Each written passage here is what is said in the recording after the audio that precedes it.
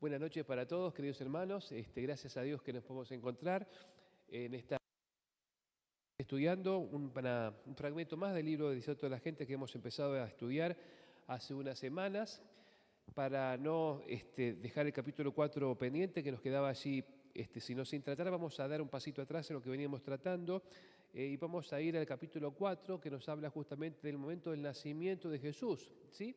Estamos a pocas semanas de la Navidad, que es un momento muy especial, que podemos también conmemorar que un día Jesús vino, se encarnó, se hizo hombre para nacer, para vivir y para morir entre nosotros y por nosotros, ¿sí? Así que ese es el tema que vamos a ver en estos minutos, las 10 ideas principales de este capítulo, ¿sí? Las citas ya las hemos visto, las hemos leído nosotros, pero vamos a ir a lo esencial, y lo esencial justamente tiene que ver con Jesús hecho hombre, ¿no es cierto? El Rey de la Gloria que se hizo hombre para ser un hombre como nosotros. En el capítulo se subraya mucho el milagro de la encarnación, ¿sí?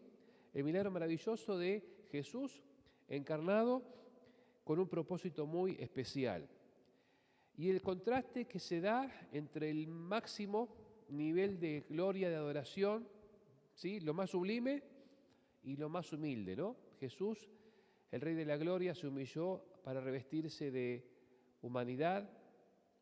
Fue un bebé como nacimos todos, con dependencia de los cuidados más básicos, como todos los hemos tenido, pero al revestirse de humanidad, Él ocultó su gloria para que no, para no de alguna manera ocultar con una gloria despampanante el sentido básico de lo que venía a ser, que era enseñar cómo es Dios, ¿sí? En la revelación máxima que puede tener el pecador a disposición, que es ver a Dios junto con él, Dios hecho hombre. Ya la profecía de Isaías nos anticipaba cómo vendría Jesús, ¿no? Y ya nos decía que no teníamos que esperar algo, bueno, una gran teofanía, una manifestación de gloria especial, sino que teníamos que esperar a un hombre como cualquier hombre, un niño, un jovencito como cualquier otro. Fíjense ustedes, Isaías 53, este maravilloso capítulo que nos habla justamente de cómo vendría Jesús. Nos dice allí en Isaías capítulo 53, ¿quién ha creído nuestro anuncio? ¿Sobre quién se ha manifestado el brazo de Jehová? Subirá cual renuevo delante de él y como raíz de tierra seca. No hay parecer en él ni hermosura.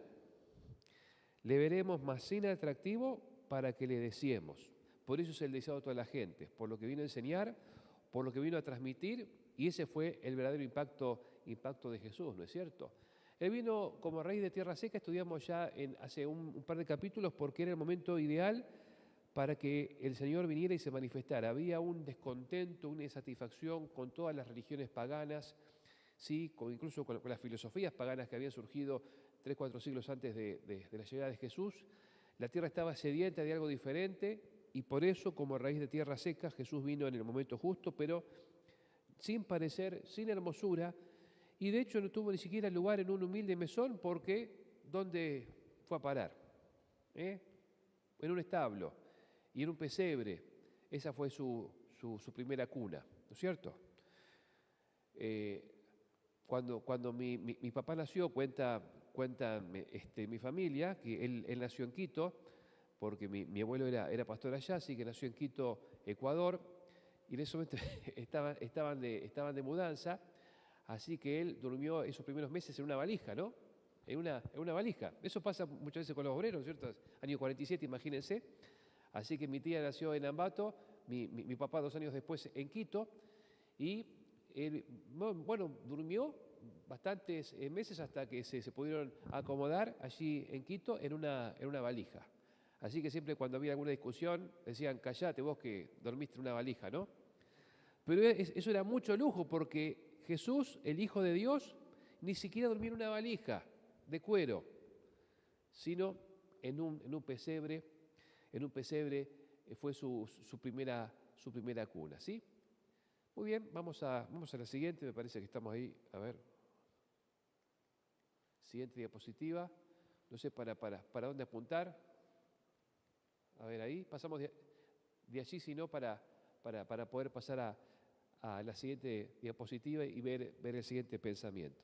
Así es como el Hijo de Dios entonces, queridos hermanos, se hizo hombre, hombre como nosotros, y Él tuvo de alguna manera el humilde comienzo que cualquier persona como sus padres, ¿no es cierto?, lo habían recibido, pobres entre los pobres, ellos de alguna manera estaban allí, dando lo mejor que ellos tenían, pero el mundo no estaba para nada preparado para la venida de Jesús.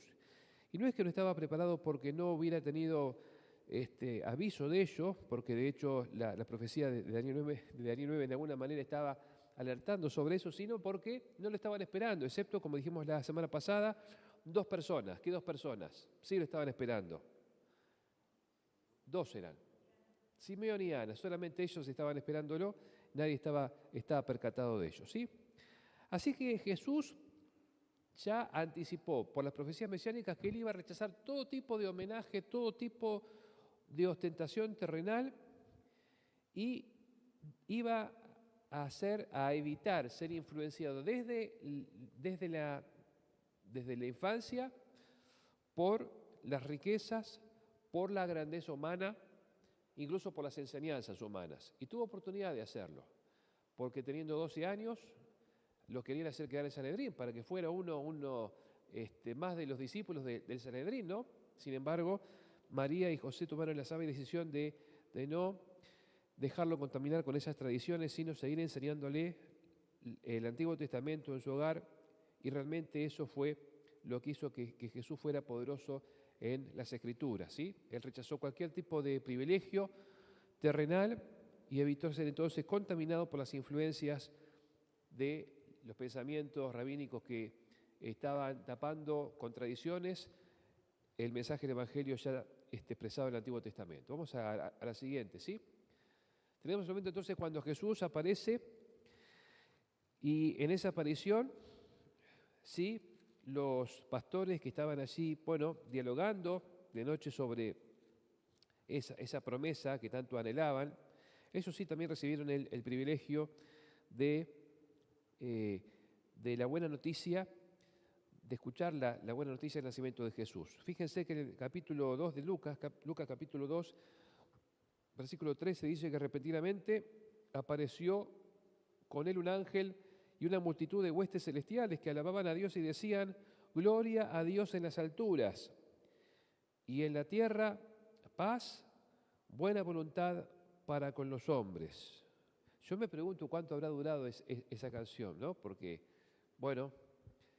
fue la más gloriosa que hayan escuchado estos pastores o cualquier mortal en este mundo, ¿no es cierto? ¿Cuánto habrá durado este himno de gloria, de alabanza a Dios por el nacimiento de Jesús? Gloria a Dios en las alturas y en la tierra paz y buena voluntad para con los hombres.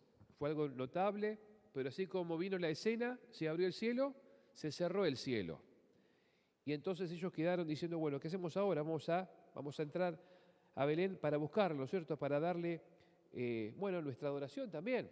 No tenía ni oro, ni incienso, ni mirra, nada. Solo tenían sus propias voces, su propia presencia para ir y buscar a Jesús. Ellos observaron maravillados justamente todo esto que se les había presentado, y entonces, entre los más humildes, también ellos fueron los que tuvieron el privilegio de escuchar a Jesús o de escuchar la buena noticia del nacimiento de Jesús.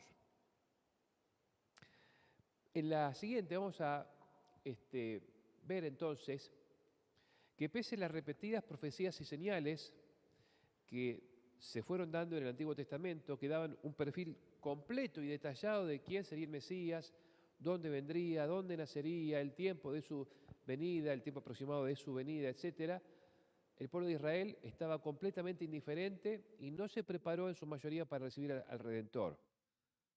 Tanto como dice Juan 1:11, a lo suyo vino y ¿qué pasó? Los suyos no le recibieron. Había un puñado preparado. Algunos comentaban como los pastores del nacimiento que vendría, Ana, Simeón, los sabios de Oriente, pocos más. A los suyos vino Jesús, pero los suyos para nada lo estaban esperando, de ninguna manera. Sin embargo, Dios, no obstante, vino en el cumplimiento del tiempo. Gálatas 4:4 dice que cuando vino el cumplimiento del tiempo, en el momento preciso, Dios no demoró porque el pueblo estuviera en otra cosa, porque estuviera indiferente o porque estuviera esperando cualquier otro tipo de intervención de Dios, menos la que iba a dar, ¿no? De ninguna manera Dios, cuando vino el cumplimiento del tiempo, ahí Jesús fue enviado al mundo. Vamos a la siguiente. Allí vemos que José y María, tal como se había anticipado del linaje de David, fueron guiados a Belén, aunque todo ellos hubieran preferido que naciera en Nazaret, ¿no es cierto?, en su casa. Dios ya había previsto que iba a haber un emperador y ese emperador iba a determinar un censo y el censo entonces los iba a llevar hasta Belén. Iba a ser justamente a la altura del alumbramiento. Pero allí en Belén no estaban siendo esperados, no estaban siendo aguardados de ninguna manera, sino que tuvieron que, por cuenta de ellos, buscar algún lugar y ese lugar fue un humilde establo. En la siguiente diapositiva podemos ver justamente ese lugar, ¿no? Que fue el único lugar donde ellos pudieron encontrar reparo por una noche. En las más humildes condiciones nació el Redentor del mundo, con sus padres, con algunos pocos más, como dijimos recién, con el anuncio de los ángeles minutos antes, un rato antes, pero en total anonimato y el lugar más humilde de todos. Y de hecho en su vida tampoco tuvo demasiadas otras comodidades porque no tuvo muchas veces ni siquiera donde recostar la cabeza. ¿Sí? Así fue la vida, el arribo de Jesús a este mundo. Una más, ya vimos justamente que los pastores habían sido testigos de esta llegada de los ángeles, que habían anticipado el nacimiento de El Salvador. Y una más todavía, la señora White también comenta que una vez que Jesús nació, bueno, se percataron algunos, testificaron Ana, Simeón y los pastores, compartieron las buenas nuevas, pero poco a poco el mundo fue otra vez yendo a su rutina, se fue sumiendo en su propia oscuridad y entonces, aunque quedó el gozo en aquellos que habían visto a Jesús o habían conocido de ese nacimiento especial, el mundo otra vez volvió a su rutina y por casi otros 30 años nada parece que cambiaba, ¿no? Cada cual siguió en su ritmo, en sus cosas, en su, en su rutina, y mientras tanto Jesús crecía y se fortalecía. ¿Cómo? ¿Cómo dice eso? Vamos a ir a Lucas allí también, 2:52, ¿no es cierto? Jesús crecía en sabiduría, en estatura y en gracia para con Dios y los hombres. Es decir, que el Padre Dios eligió una familia para Jesús que lo iba a hacer crecer en forma armoniosa e integral, ¿no? Que le iban a enseñar a él lo que era trabajar, lo que eran las responsabilidades, que lo iban a fortalecer, que lo iban a hacer compartir con su familia y con la sociedad, y también que lo iban a encaminar en la palabra, en la enseñanza del Antiguo Testamento. Jesús crecía en sabiduría, en estatura y en gracia para con Dios y los hombres. Y muchas veces muchas preguntan por qué el Señor eligió a María entre otras tantas mujeres que podría haber elegido, ¿no? Y cuando vemos justamente la respuesta de María al anuncio de que Jesús nacería en su hogar y que sería colocado por el Espíritu Santo en su vientre, cuando vemos, por ejemplo, y estudiamos Lucas capítulo 1, su oración de gratitud, vemos tantas referencias al Antiguo Testamento que ahí vemos una pista de por qué Dios eligió a ella, ¿no? La eligió a ella y no a otra, porque ella conocía muy bien las Escrituras, ¿no es cierto? Y podía, bueno, enseñar a Jesús quién era Él y para qué venía al mundo. Quizás su mayor cualidad para ser madre del Mesías era el conocimiento que ella tenía del mensaje del Antiguo Testamento. Bueno, seguimos con la siguiente diapositiva, la anterior, perdón, que tenemos allí. Esta historia de Belén, del nacimiento de Jesús, nos muestra la condescendencia y el sacrificio incomparable de Jesús al aceptar nuestra humanidad en su debilidad, en su pecaminosidad. Jesús vino igual, o mejor dicho, parecido y diferente. ¿Qué tuvo de parecido, qué tuvo de diferente con cualquier otro bebé? ¿Qué tuvo de parecido, qué tuvo de diferente con cualquier otro bebé?